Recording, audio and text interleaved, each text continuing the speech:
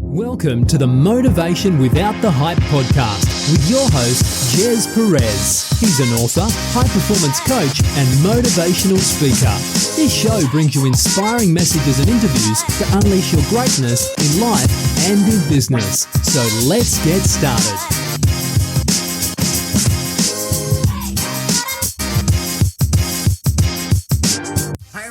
Welcome to Motivation Without the Hype podcast show. My name is Gez Perez, a former procrastinator into an action taker. We bring you inspirational messages and interviews, including motivational insights, tips, principles, and proven strategies that you can take action on without the hype in unleashing your greatness in life and in business. Now, we appreciate you plugging in and spending time with us. And we have a very special guest, and I'm super grateful to have him on our show. Now, upon returning to Australia after 3 years from 17 years of age to 20, of playing basketball at the highest level in the USA alongside some of today's NBA stars, 24-year-old James Anderson, immediate place in some of the Melbourne's top performing teams in the commercial, investment, and luxury residential real estate markets. Now, James brings a wealth of property passion and knowledge. His success has been notable in Melbourne's growth corridor market, where he has previously managed high-performing sales team with proven results for both investors and home buyers.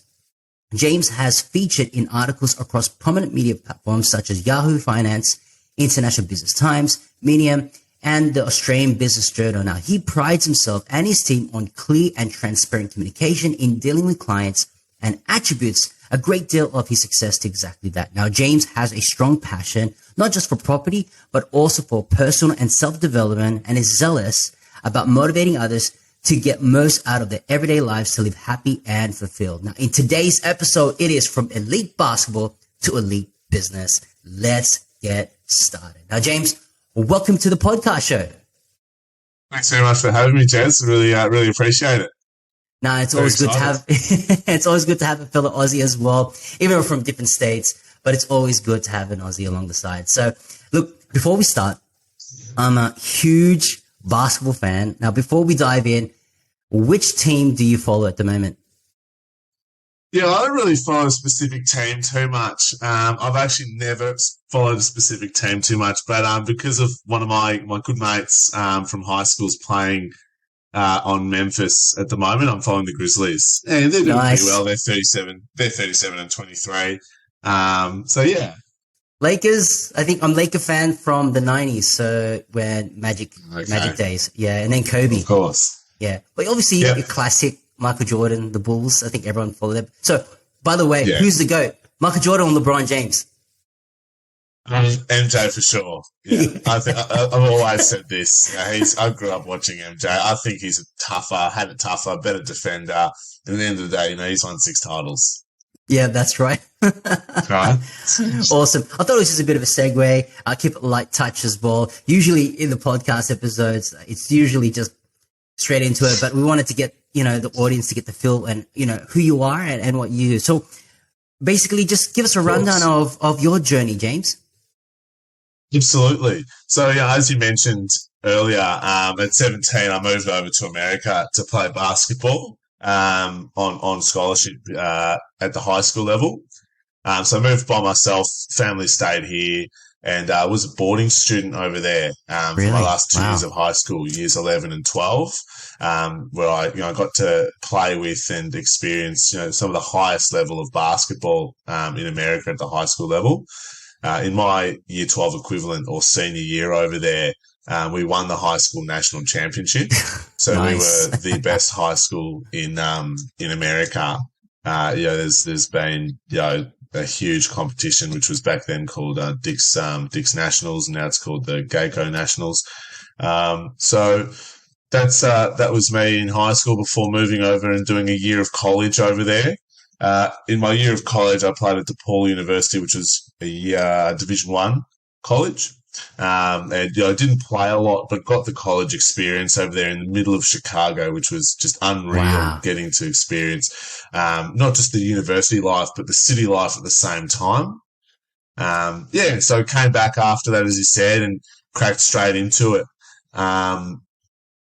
Started to hit up, some really, really big corporate firms and managed to slot myself into a really high performing team in the commercial real estate space at 20.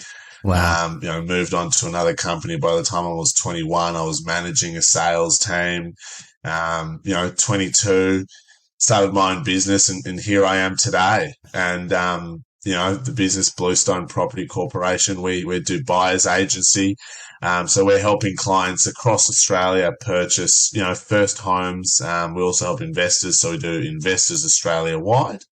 What we're really doing is trying to help clients that really need that assistance in purchasing real estate, might want to help build out a sort of strategy as far as, what a 10, 20 year timeline looks like.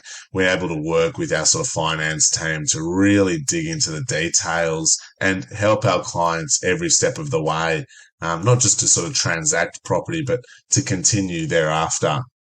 That's awesome. Yeah. Why real estate? So, before we go into the nitty gritty stuff to get to know you in depth and share your thoughts on success, but why real estate? Yeah. Why property? What is it? Because there's influence around growing up? Did you have anyone there? Like, what sparked that interest of, I'm coming back from the US. I've got a different vibe. I've got a different energy, different mindset. Let's go in property. That's a really good question. So my father was quite a high performing commercial real estate agent, and all throughout my childhood, I was encouraged by a couple of people in my family, including my father, get into property.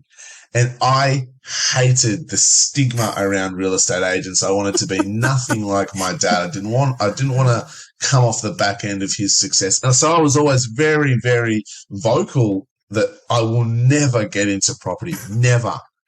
But sure enough, as I was at college over in America, I had a lot of people start telling me, "Hey, James, have you thought about real estate? Have you thought about property?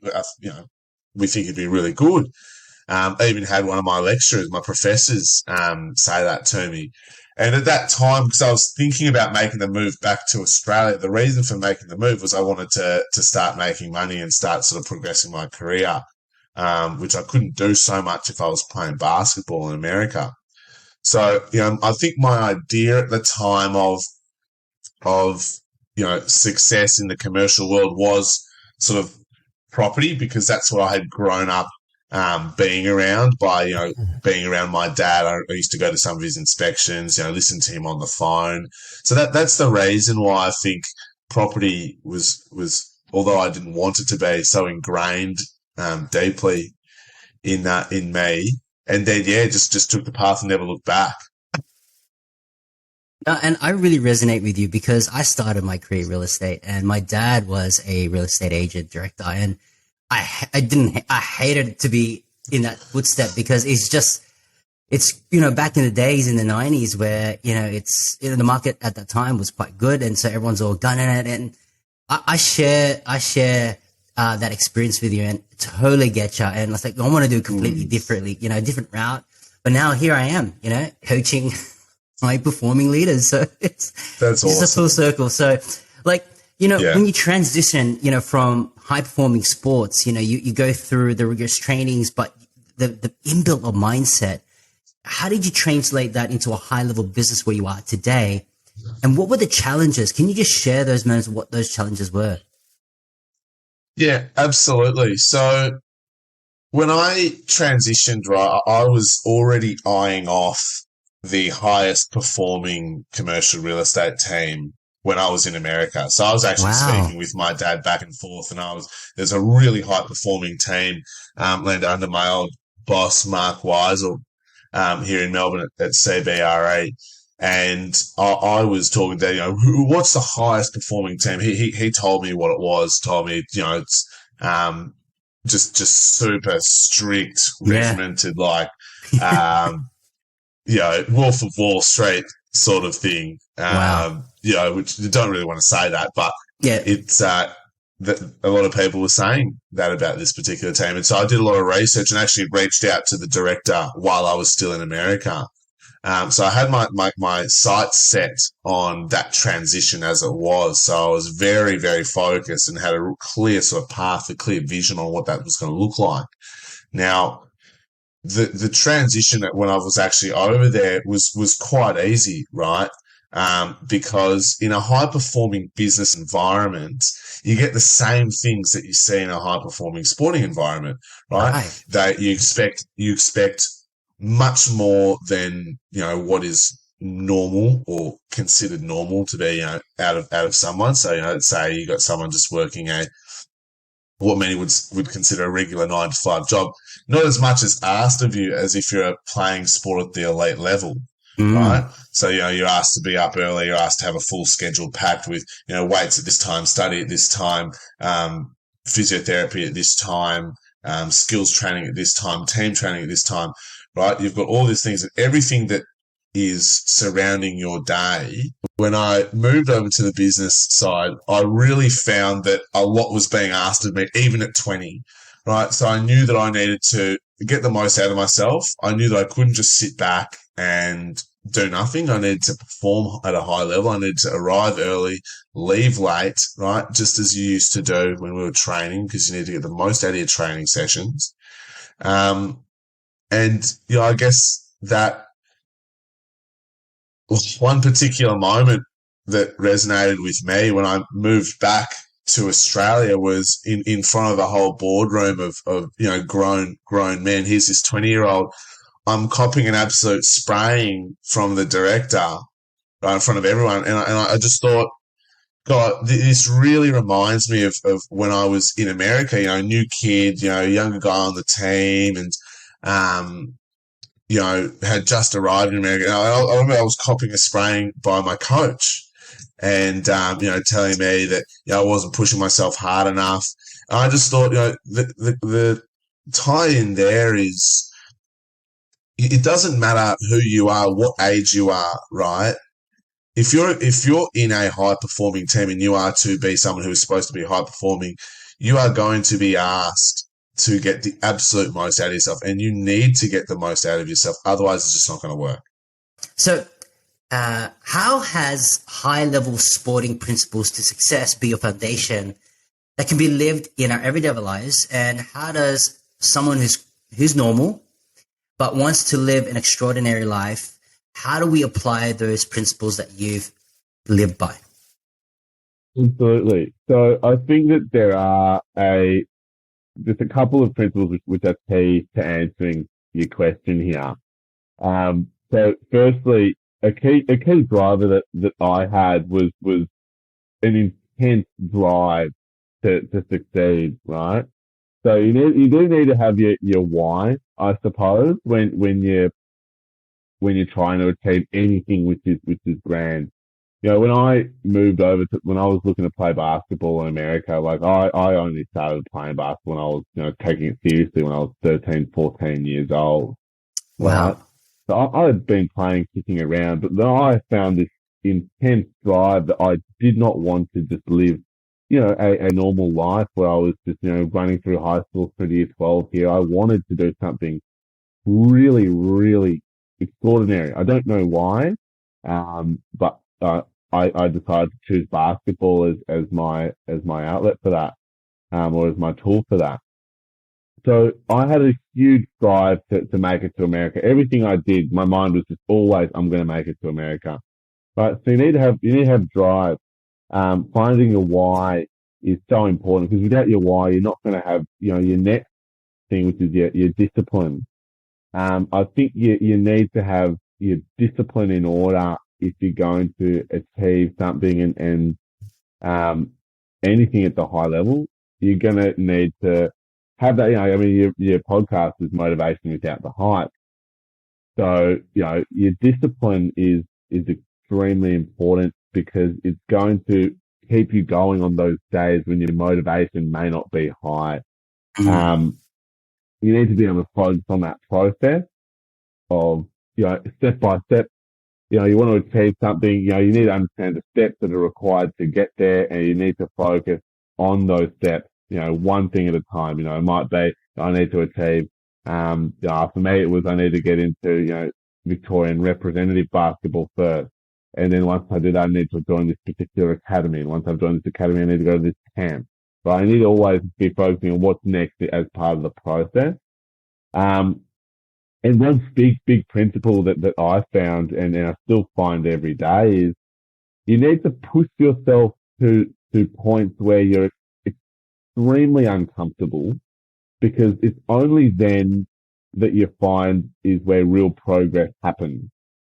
So Right. I needed to, as I was playing basketball, I always found that, just wake up at 6 wasn't enough for me because it wasn't pushing myself, right? I knew that I needed to start training where I almost felt like I was going to vomit at the end of the session, right? Felt lightheaded at the end of the session. Put so many shots up that like afterwards my feet started to hurt, right? Now, I'm doing a lot of personal development stuff, particularly working on a lot of mental stuff, right? I'm really finding that when I'm progressing and finding a lot more motivation out of myself, only when I'm pushing my mind to limits where, I'm not very, not used to it. So, I mean, an example would be, getting myself up at like 4:30 in the morning. That's unheard of for me, right? I get up at like, 5:30, 6 o'clock, right? But get Yeah. myself up at 4:30 and get outside and go for a run when it's, 10 degrees, 9 degrees. Just because, right? I found that being able to push yourself in these limits is where, struggles in life are often the most beautiful things because they allow us to grow and they show us what we're made of. Right. So putting yourself through struggle is very important in succeeding. So no matter what you're doing, right, might be trying to be a better parent, might be trying to be a better partner, right? You need to push yourself to levels that are uncomfortable. What you're used to, you won't find success there because otherwise you'd have it by now, right? So you Yeah. need to push those limits to levels where you are uncomfortable and they are sort of foreign to you as a person. Once you have this down, right, all of this needs to simply be applied through discipline. Absolutely. So discipline, trusting the process, and pushing the limits. And I think just that insight alone does give that foundation of what success is. And that can be translated. And you've gone through the fire. You've gone through, those challenges of, what it means to peak at that performance and translating that into business. And I think everyone can apply to that. So what would be your, 3, achievable steps that people can succeed against all odds? Now, you've been in an environment where it's, full discipline, it's quite full on, but if for someone who wants to have that type of aspiration energy that you have, what are the 3 steps they can do to achieve all against all odds? Good question. Yeah, I like that you add all odds in there because I certainly, a lot of the things that I feel I've done have been against the money. Me getting over to Yeah. America, I had lots of people be like, "You're dreaming." Me starting my own business, "You're dreaming," right? So yeah, so against all odds, first thing would be find your why that is strong enough for you to commit to, right? And the good thing about that is, succeeding in achieving anything, you're going to have a why. Why do you want to do that? No one just says, "Oh, I want to just do this for the fun of it," right? And if that's your why, then that's not going to get you anywhere, right? It's not going to get Right. you anything extraordinary. Okay. So you need to have a strong why, something which is really going to keep you driven and something that, for a lot of people, it might be their children. It might be, because, it might be a single parent. Might be someone who has struggled with their own mental health issues, and as a result, they want to get to a particular point, or they didn't have this as a child, but they want to be able to give that to their children when they're moving forward, or, they had nothing when they're growing up, so they want to have everything when they're grown. So you need to have a why. Okay. Your second step would be you need to know the process, know what's required, and understand the work that is needed out of yourself to get to where you want to get to. Okay. Wow. So you need to, this is now tying into the process. You need to know what steps are required, right? So it's not all just, "Oh yeah, let's look in the mirror and say we're going to make it, right? There is a lot Right. of structure to this as well. What's next? Okay, how can I follow this process? Because now you've got, it's not a clear vision, but you have an understanding of what you need to do. You're not just shooting in the dark. Right. Finally, you need to have unwavering belief in the narrative. Now, Love that. the narrative is your, like, the success, right? And the narrative is effectively the end goal. You are going to make it. So you almost need to change your perception on reality, right? So my reality when I was trying to make it over to America was I'm already there. I've made it. This is what it looks like. This is what it feels like. It's just it's strange. It's hard to put into words and explicate on it, but there was nothing that was stopping me getting over to America. It doesn't matter what level of basketball I was playing now, I was going to get there. Like, no one was going to change this belief of mine. I even had my parents tell me, like, James, like, you've got to be a bit realistic about this, right? Right. Never listened to a word of it. My belief was so strong. I was so headstrong about it that nothing was going to deter me. So you need to really That's all. put your head into this bubble, right? That it's happened. It's going to happen. You need to visualize it. You need to see it, and you need to create a narrative around it, and you need to believe it. I once heard Michael B. Jordan in a podcast, and I've actually said this to someone, in the last week, and something that you need to adopt if you're looking to do this. He says, you almost have to be a bit insane to have such blind faith in something that you cannot see. Love that. I lost my head in basketball. I lost my head in getting to that level. Right, nothing else was going to matter to me other than getting over to America. I was going to really, I did. I had a vision that I couldn't even see, but I just had such strong belief in it that no one else did. That's So awesome. there's your third one: unwavering belief in the narrative. Man, unwavering. What was it? Unwavering Belief in belief the narrative. And in the the narrative is that Wow. the success. The narrative is your end goal. Yeah. Self-belief breeds confidence. And when you have that unstoppable confidence, whether you have your mistakes and failures, it doesn't matter. You are going to, what you focus on is what you're going to get. And you do whatever it costs, and that's discipline. The cost is, going through the process. The cost is pushing the limits to the next level. And you've achieved that. And it's such a delight to hear your story, James, and what you've gone through. At your age, people are still thinking and umming and ahhing, but, hearing your story and others who are at that, in the 20s are absolutely gunning it is because they have that focus. And it's got to do with those foundation principles that you live by. And now you're applying and helping others to do that. And that's amazing. Now, James, I ask this question to every guest that's on the show. What is your meaning of motivation without the hype? And how do you use motivation for your personal success? Yeah, very, very good, Jez. Yeah, my answer to this might be a bit left of center. So let me tell you firstly what I believe motivation with the hype is, right? And today motivation with the hype is kind of motivation through posting on social media, telling everyone what you're up to, telling your friends what you're doing, telling your family, looking at yourself and, just like G'ing yourself up, right? And saying, yeah, like I'm going to do this, I'm doing that, right? But that's not real motivation. I believe real motivation is motivation without the hype. Okay. Now, motivation without the hype isn't posting on social media, looking at yourself in the mirror and yelling affirmations at yourself. It's not telling your friends what you're up to, right? Motivation without the hype, quite simply, is discipline, right? It's consistent thought and action that evidence that you are moving in the direction that's in line with your why. Okay? So none of this Powerful. needs anything to do with social media. None of this, needs anything to do with going off and speaking on a podcast. I know it sounds counterintuitive, right? But it is quiet, hard work right? That evidences that you are moving in the direction of your why.